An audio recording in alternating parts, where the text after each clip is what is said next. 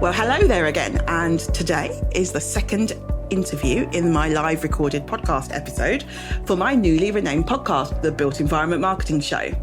So as you may know, having a podcast name tied to the economy was no longer fun. So I wanted to change things up a bit. So that's why I wanted to celebrate having a new name for my podcast and this season of interviews beginning.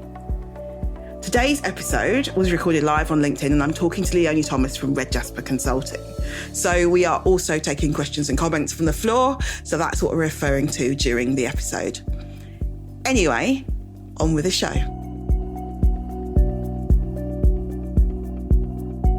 Hello and welcome to the latest, episode, of the Built Environment Marketing Show here on LinkedIn. And I am your host, Io Abbas. And again, if you are joining me live, please say something in the comments, either where you're calling from, watching from even, or I don't know, what you're having for lunch even. I'd be quite interested. And today, it's day 2 of my LinkedIn Live podcast interviews, and we are looking at work winning. Oops, I've just realised I got the wrong title at the top. Work winning and networking. So ignore the title at the top. I'll change that. And as the market gets tougher, what are some of the ways that you can be in a better position to win work? So today, my special LinkedIn Live guest is with the lovely Leonie Thomas, who I've known for quite a few years, mainly from LinkedIn and stuff like that, haven't I? Yeah. I was thinking before, where did we meet? I can't remember. I think it might have been Twitter, Yeah, probably it was social channels, wasn't it? Because you're up north. Definitely. I'm not. No. But we always started chatting and stuff like that. So yeah, see, social does work.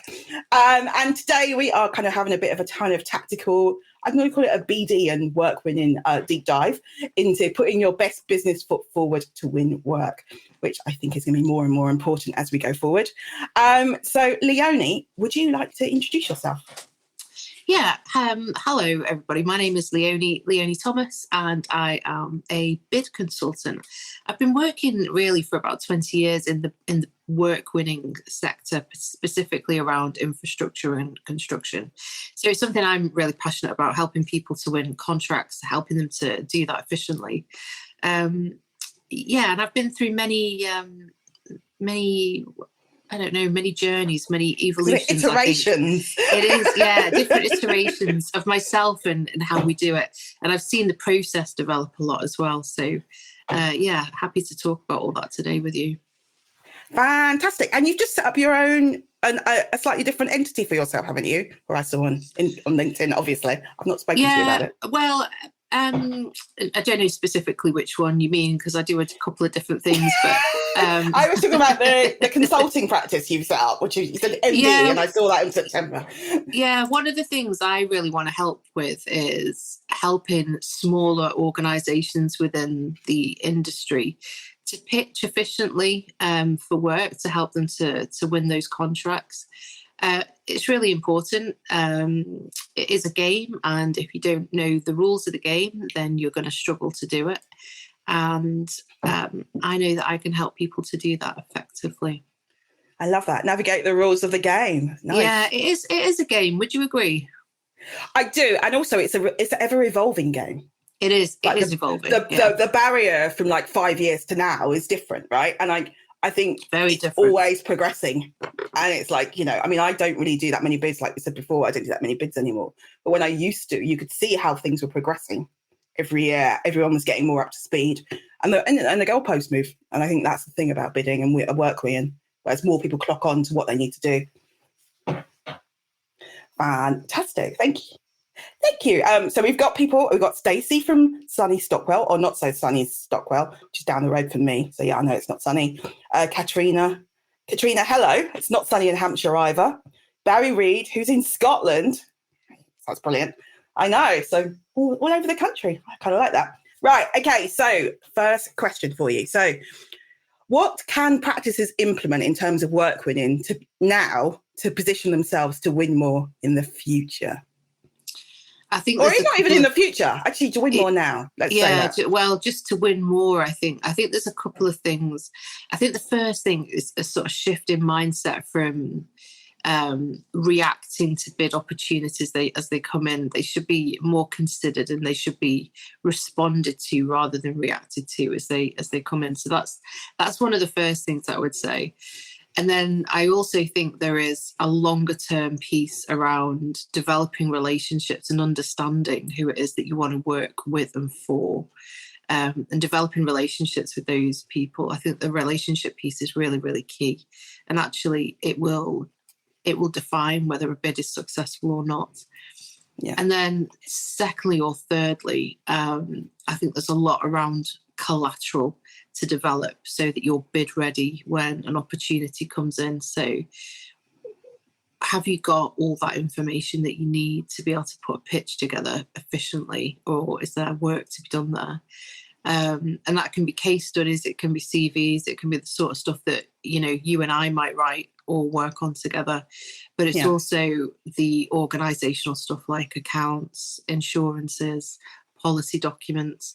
Are they to hand, or do they need to be developed, or do you need to get the right sort of things in place? All of that needs to be considered before you even think about responding to a bid. It's actually getting your house in order, right? Yeah, absolutely. And it's actually, I would say it's the most important part of the job. Like responding to a bid or doing a bid, it's like the icing on the cake or the cherry on the cake, whatever you want to say. But it's very much the last part of the process. The more important work happens far further upstream. It's understanding what your kind of sector goals look like, what your business plan looks like, how bids fit into that, and then being very, very strategic about the people that you meet, who you speak with, how you're influencing the market in terms of maybe award submissions or PR, or a lot of the stuff that you do with clients, and how you can marry those up so that when the bid actually comes out, you're going to be successful at it because you've done the work. And you've got the visibility for doing that work Absolutely, as well. Yeah. I think that's a lot how it marries together, is that visibility of, oh, you're really known for this. How are you supporting that in terms of your marketing, and then how that influences your bid and how you take that through? But I think I was interested in your first point where you spoke about whether or not you're responding to a bid or reacting to a bid. Yeah, I think there's a difference. I've seen, I suppose in my career, I've seen a lot of reacting to bids. So you will find something that's come through on Ojo or on one of the portals, or, some other opportunity. Random where everybody sees it. Yeah. Yeah. And, it might tick a couple of boxes in terms of maybe value, or it's the right client, or it's the right location, or right kind of work, or whatever. But you've not planned to bid for that, and you've not actually planned for that in your pipeline of work, or, where you thought work was going to come from. To me, that's reacting to an opportunity rather than responding. So responding is something that's far more considered. You've been tracking it for a while. You know the right people. You've got the right relationships. You've got absolutely the right credentials, as we'd say, the right sort of experience, the right sort of team with the right skills, and all of that. So it's a lot more considered, and you've taken your time, you've done the planning ahead of time. Those bids are far more successful. Yeah. For me, one of the most kind of successful, bids and kind of capture and all of that kind of stuff, the front end, looking at where you want to be. I remember sitting in a meeting with not a client actually, when I was working in-house, and we had a meeting where we had these are the top 10 projects we want to win in the next 5 years. And they were massive projects, but it meant that the marketing plan that I was doing had to align to those clients and what they needed, even though those bids would be longer term. But it's understanding how those clients, what's driving them, what they're talking about. And those are the types of campaigns you start developing. And it's having them in the back of your mind and having that list and actually going, this is where we're heading to. And it's like, I guess it's your north light. That's your guiding light that you follow. So yeah, that does completely make sense in terms of actually doing that front end work to really understand who the clients are, what the projects are. It drives consistency, doesn't it, between yourself, business development people, whoever's responsible for that, and then people like me who are actually responding to the actual bid documents when they come to market. It just makes sure everyone's consistent and on the same page, and we're saying the right things, and you've done the right things to support the right things that I'm going to do in the bid. It just makes sense, doesn't it? I don't think we think enough like that. I guess is it easier for smaller companies to do? Because I've done it in massive companies, admittedly. So I don't know, like for smaller companies, can they do that on a smaller scale? Sorry, I'm slightly going off my question. I don't know. Let's ask the audience if there's any smaller organisations and how they might coordinate that work. I think that'd be interesting to know. If there is, let me know, because I am interested in that, because it's one of those where I'm like, I'm not sure. Okay, so I was going to say, what other tactics can companies employ to be better prepared for more opportunities when they land? So is that more about what you said about having your house in order in terms of your case studies and all of that kind of information? Is there anything else you could do in terms of maybe skills for your staff or anything like that? Yeah, I think there's a few things. I think one, having a clear process, like how does bidding look to your business? Who does what as well? What's the roles and responsibilities around it? I think I can't emphasize enough how getting the right content together before you do it is really important. It'll save you a whole lot of time, because we're often creating bid content, aren't we, as we're bidding something, which actually accounts for all the time. It's not anything else that you're doing. It's writing the words that meets the criteria. So there's that, and having the right relationships in place, and having a commitment to it. I was talking to someone a few weeks ago about, I think, the importance of mindset around bidding and work winning, because it is such a demanding environment, isn't it? So how do you get your team, whoever's involved in bids, to focus and be committed to winning, rather than thinking, this is awful, I feel victimized? How can we get teams to think differently about it? Is there any answers? I think firstly, it's where's the magic sauce? This is it. Well, I think firstly, it's acknowledging that it is possible. I know that, I think I've probably discussed it with you, but I've obviously studied mindset in quite some detail over the last 5 years or so. Yeah. And then applied that to bidding. I mean, obviously the sort of stuff I work on now tends to be the really big infrastructure projects that, it's very pressurized, isn't it? But all of that work is pressurized because you're all on a deadline. But I realized that when I started to apply mindset to that sort of scenario, it totally changed how I felt about it. Like, I felt energized rather than depleted. I really enjoyed it. The quality of my work really changed. The amount of time it took me to do stuff really changed, like it reduced. And I just find that really interesting. And it's something that I think we should explore more as a bid discipline, actually. It's really interesting. That's definitely one for the APMP. But so what kind of things did you change in your mindset personally? Sorry, if you don't mind me asking. Yeah. What was your shift? Was it around looking at, or how you viewed bidding? Yeah, a whole loads of things, really. Firstly, it was choosing to enjoy a very difficult experience, because it can be very demanding. So you choose to enjoy it. Yeah. And choose to enjoy, stretching your skills or learning something new or whatever. And be more curious and things like that. Yeah, actually, being more curious and exactly. And kind of being committed to the subject matter. So, I mean, I deal with a lot of construction, engineering, all of that sort of stuff. You've got to have a passion for it, I think. Yeah, I love it. I love it as well. And it's a choice, isn't it? We've chosen to love it. So, I mean, I always say to other bid people, like, it's not really an industry to go into if you don't think you'll enjoy that, or you can't really get into it. So it's choosing to really love the subject matter. It was also choosing to see time in a different way and be more, I won't use the word strict, but something about just being structured about the use of time. So, figuring out in the week when the best times were for doing that very, very deep writing work. For me, it's getting to my desk very early in the morning, but that wouldn't work for everybody. So it's just working out for yourself when it works for you.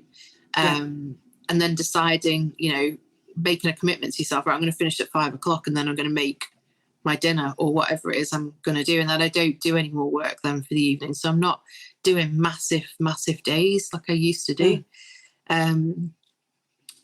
but it's also being committed to not being distracted by your phone and all of that sort of stuff, and encouraging people you work with to put time in the diary rather than ring up, unscheduled, because that can be a very big distraction as well.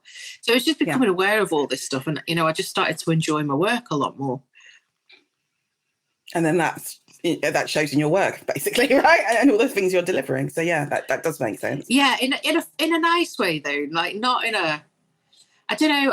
I'm at a stage at the moment where it happens very easily, not in such an easy way that you become complacent, not at all, but just there's no struggle with it. You can just deliver excellence in a really straightforward, enjoyable way. Means you're rocking. Well done. It's taken a long time though. Do you know what I mean?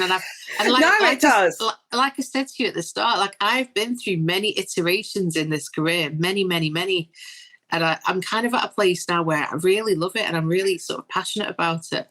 Yeah, but you found your sweet spot and the things that work, right? And that it's taken 20 years. Yes, I'm the same. Don't worry about it. people are like, oh, how do you write all this stuff for LinkedIn or know all this stuff? And it's like, I've done this a long time. A long time.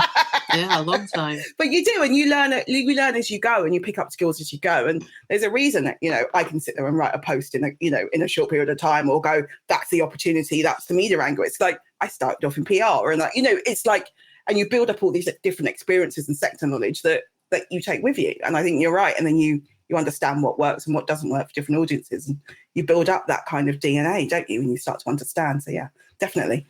And moving on to proposals and winning ones. Any tips on what to draw out in proposals to make them, I guess, win? Well, it's a very simplistic response to that question, but I'd just say answer what you've been asked. I mean, I review and I edit a lot of stuff, and it's interesting how much responses often can deviate from the original question. I guess the answer to that is like you need to be disciplined and just have a clear idea, where you're going with that response. I kind of laugh about it really because my skills in many, many ways, I sort of learned them when I was doing my A-levels at school. And in some ways, I've not really ever needed any more than that. But, I remember my history teacher at A-level sort of teaching us how to write an essay. And you'd start with the intro and sort of where you wanted to take it. And I just really follow the same sort of format now. I just, and I stick to the question.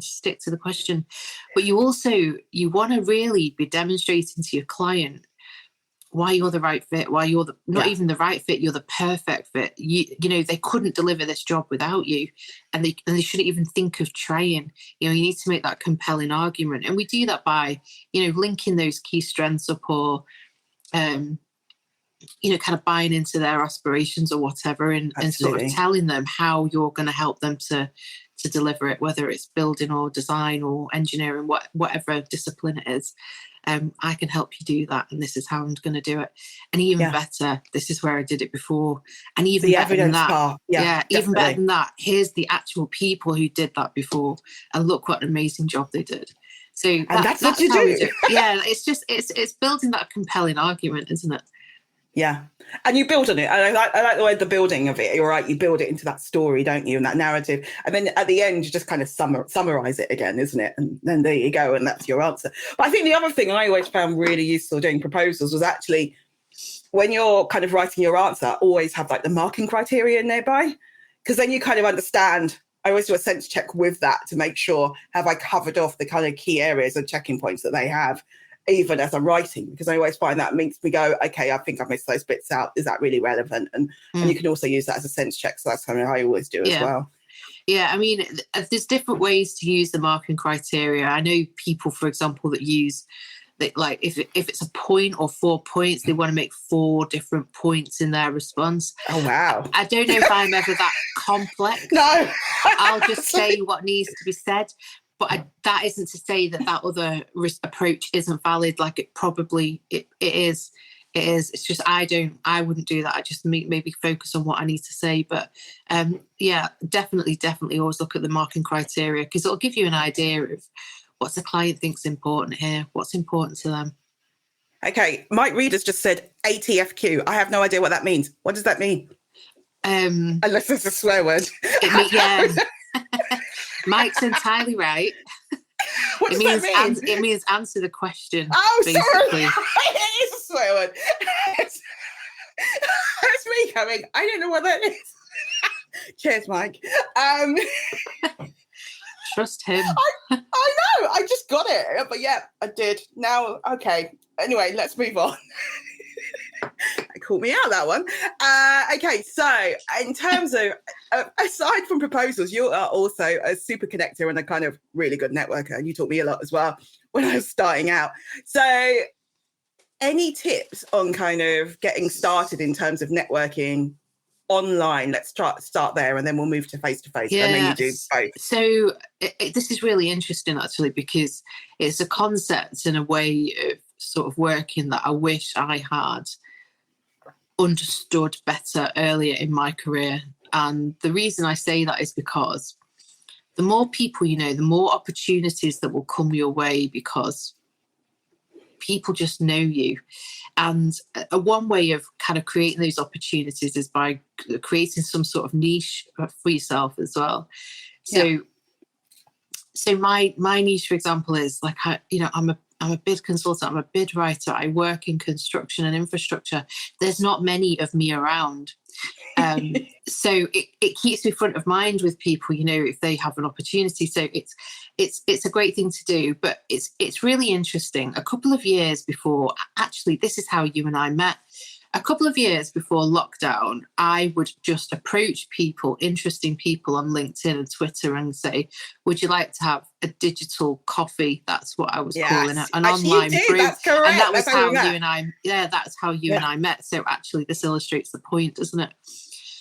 I would recommend, if there's somebody interesting that you see online, you know, Twitter, LinkedIn, TikTok's my favorite thing currently, whatever the medium is, it doesn't matter. But approach them. Some people might ignore you. That's absolutely fine. But, you know, just approach them to get half an hour in their diary and have a chat about what it is that they do and, you know, what their goals are and, you know, how the pair of you might be able to work together. Are there contacts you could share? Are there introductions you could make for each other? Are there ways to keep in touch? It's, super, super useful. And I don't think we use it enough. No, and actually, I mean, over lockdown, that really did come into the fore, or virtual coffees, as I was calling them afterwards. But like, you're right. And it was a great way to connect with people because everyone was at home, everyone was open. And you're right to build those relationships online and start conversations. Because I think there's one thing having a face on social media, i.e., you know, visibility, but actually the real business is done offline, isn't it? It's done a kind of one-to-one conversations, which can be virtual conversations, but more on that, I think. I think that's when you have the real in-depth conversations and more done in that way. Yeah. Definitely. So actually, TikTok, you just said TikTok there. What are you seeing on TikTok? What are you doing? I just adore it. I find it so educational. I only ever see wholesome content in my feed, though, so that must mean I'm a wholesome person. I never see anything mean or nasty ever. Yeah. So I don't know, maybe that I just find it educational, and it's like little mini windows on the world. Like you can look at all sorts of people doing all sorts of things all over the world, and I just find it fascinating. I prefer it to TV. I prefer podcast to TV, so I like this. Well, I love podcasts as well, of course. Mine especially. So are you seeing any kind of construction firms on there? There's starting to be a few, but not that many yet. Are you seeing many? No, not enough. I tell you what I do look at a lot. Things like interior design. It's amazing for especially residential construction and interior design.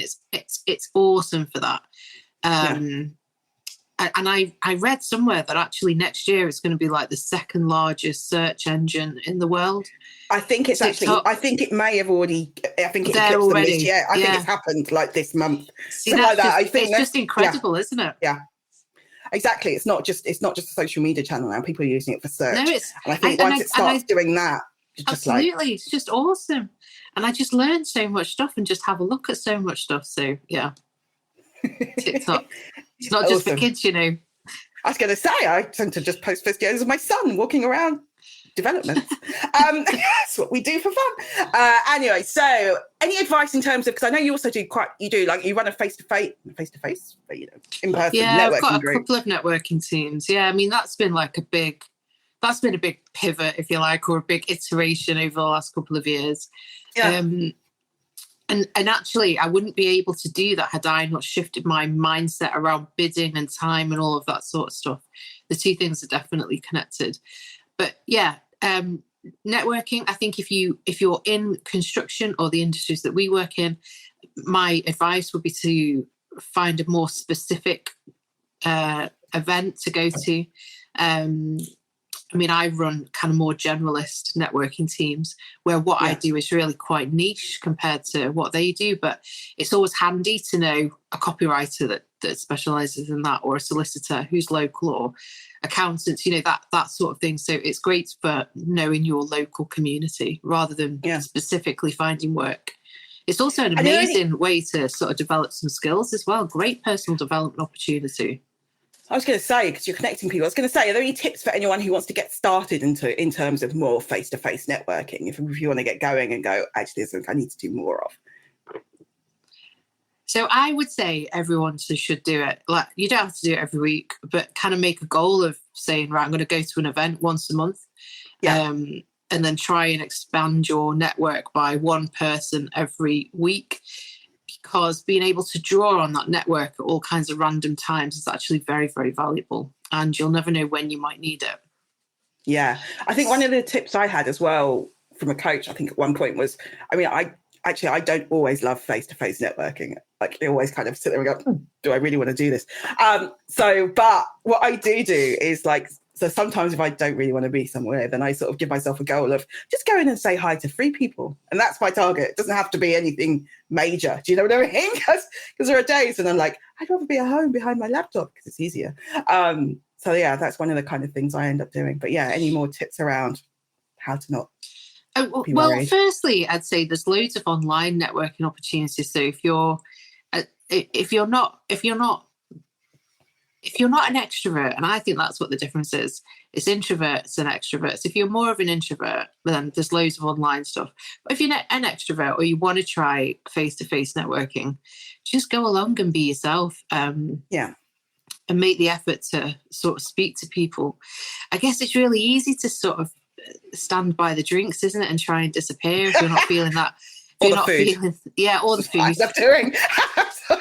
if you're not feeling that confident, but I guess what I would do is find an event that's going to teach you something. At the very least, go with the intention of maybe learning something and making a couple of contacts. So then your time's not completely wasted, is it? And you've got a kind of desire to sort of be there and pay attention to what's going on. You don't necessarily need printed business cards anymore. There is an app called Blink, BLINQ, where you can put an like a digital, business card in, so you can share details like that. So all of this sort of stuff, and just go with a good attitude. Yeah, the mindset. Go for something that is going to interest you. You want to go and learn something or meet some relevant people. Just do that, and don't be scared. As I say, last week my networking thing was to go to a talk about Crossrail, which was brilliant, by the way. I'm so envious. That sounds amazing. So I was at the Royal Society of Engineering, so it was a beautiful place to be anyway. Oh no, that sounds amazing. It was. I'll send you the link afterwards. Actually, there's a link to it. But yeah, that was fascinating. He talked about leadership and kind of all the kind of leadership lessons learned from all the change and the things that kind of didn't go to plan and all that kind of stuff. So really fascinating. No, that sounds like exactly. So go to something like that because it will interest you. Yeah, exactly. Because I can sit there like a geek, and then afterwards, when I do write on social media, it's like under their post, it's like, "Hi, I was there." So it's true. Next question is: so what should you do in terms of follow up? So I've been to that, Crossrail talk last week, which I did. What should I be doing in terms of follow up when I get home? It's interesting, actually. A follow up or taking action is the bit that people often don't do. So you get the card, or you make that introduction, or you have a chat or whatever, get the details off them, connect with them, and follow up with a note or a message. If you connected in the room, that could be just like your one digital coffee for this week, couldn't it? Yeah. Or if they're more local, then you could maybe go and meet them for a coffee or a brew. People are time pressed though, aren't they, these days? So, but yeah, it's a bit different. Yeah, it might not be that you end up in a conversation, but really where you want to get to is understanding what it is they want and how you can help them. What are their goals? How can you help them? And then they will naturally ask the other way. So you're not giving to get. That's not the point at all. But you're having a conversation with the point of understanding what it is the other person wants and how really you can help them to achieve that. Yeah, it's kind of interesting because, the fact we just talked about that crossfire thing, now I'll send you the link after this call. But, it's things like that, isn't it? Or you think, I saw that, they might be interested in something. I always think sometimes you read something after you've met somebody or you think, that's a piece of information I can share. It's that kind of, you're there, you're not expecting anything from them, but it's that kind of thing as well, isn't it? But do it all the time because it's a great way of staying in touch and staying front of mind without actually wanting something or... expecting something. Yeah, it's just a really simple way of sharing information, being valuable, being useful to your own network and kind of looking after your network as well. So, okay, my last question on this bit is actually, so how much networking should I be doing? I don't know, that's a bit of a how long's a piece of string question. So I think it's different for everybody. I think extroverts have got more of an appetite for it. Introverts, I think we need to manage our energy a little bit more, so we probably want to do a little bit less. Do as much as what feels right and comfortable to you. Target the right sorts of events. Never discount somebody because you think they're not going to be useful to you. That's totally the wrong thing to be doing. And can be exceptionally rude when people do that. Yeah, but it happens. It happens a lot. It does happen. And they go, "Oh, you're working marketing," and they just walk off, and you're like, I know. It's quite rude. Well, just make sure that you're not doing that to other people. Be interested in what other people are doing. And I, if you set a goal of meeting one new person every single week for a year, it's 52 new people, isn't it, that you've met? Yeah. So, that's expanding your network by quite a bit. And then how many people do they know? And how many people do they know? It just gets bigger and bigger and bigger, doesn't it, your network? Yeah, absolutely. No, that is a good point and a good way. Like you say, the mindset. I guess you're breaking it down into those little goals. Meeting one person a week is not huge. It doesn't seem like a big goal, does it? But it actually, when you magnify it and look at it overall, it does build. Yeah, it doesn't. But if you're maybe more of an introvert, or if I think about where I was at the start of my networking journey, the mindset shift I've had to go through about carving out more time and being able to approach people and setting the time out to have those meetings and all of that sort of stuff, and being sort of committed to that really and understanding what I'm doing it for. That journey's been significant, more than just meeting one person every week for a chat. That's so true. All right, so my final question in this kind of episode is, go on then. So a quick fire round. So you've already talked about word. No, it's not quick fire, don't worry. It was in the brief. You should have the answers. So it was a question about tools and resources. I know you already talked about Blink, which is a business card tool, which you talked about with the Q. Yeah. Blink, Are there any other kind of tools or resources that people could use that's low cost or free that would really help them in terms of either bidding or networking? So I am a big fan of Office 365. I just think it works for what we need it to do, and I've been using the online, like the browser version for the calendar, and sort of fixing it so that I can have tasks and put them directly into my diary, so I know exactly what I should be doing every day and everything's done. And I am loving that right now. It's just so kind of organized and efficient. It's also amazing for collaborating with people, in the same documents. So yeah, it is a bit of a shout out for Microsoft, I guess, but I do love it. No, I do love it. It's just so efficient it just works. WhatsApp, I do adore WhatsApp. I might not read all my messages. Do you use it for work? Yeah. Like little teams for bid teams and all that, groups of bid teams, all of that sort of stuff. Yeah. See. Because I personally just use that for personal, but that's because Oh, okay. It's only because I've got so many channels that people talk to me on that, like some of them you're like, some. Yeah, no, I do understand that. I mean, I always say to people as well, like, email me by all means, but if you want me to sort of see something or respond, WhatsApp me. That's the most effective way of getting hold of me. Because I feel tyrannised really by email. Do you? Because there's so many of them. I do. Yeah, too many. And then not only am I expected to read them, but I need to action something as well. It's too much. And you also need to probably scroll through a ton of them to find the actual action. So that's it. so it's like, where is it? What am I meant to do? Was this someone else? Yeah, so actually, that's been one of the big sort of friction points around carving time out in the day, structuring my day, and then getting emails done. Yeah, because actually delivering the work is far more important. But then obviously you can miss stuff if you're not on top of your emails. Yeah. It's that balance, so isn't it? I am looking for what the solution there is, because there will be one. I don't know what it is, but if someone can tell us, that'll be great. Thank you. Anyway, thank you so much for being an awesome guest, Leonie. And where can people find out more about you? You can find me on LinkedIn. Start on LinkedIn. That's a good place to start. She's like, I'm there once a week. Well, no, just to put everybody in the picture. Like, I have had COVID over the last couple of months, and it's honestly, it's been quite brutalizing in a way. Yeah. So I have had a bit of a digital detox, not really through choice, but yeah, LinkedIn is a good place to start. I was only teasing, I promise. Anyway, thank you so much for being an awesome guest. And I'll put links in the show notes so that people can find your LinkedIn and find out more about you and the fantastic stuff that you do. Thank you so much, Leonie. Take care. Bye. Bye.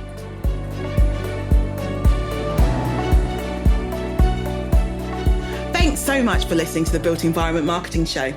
Don't forget to check out the show notes, which will have useful links and resources connected to this episode. You can find that on abbasmarketing.com. And of course, if you like the show, please do share it with others on social, as it helps more people to find us. See you soon.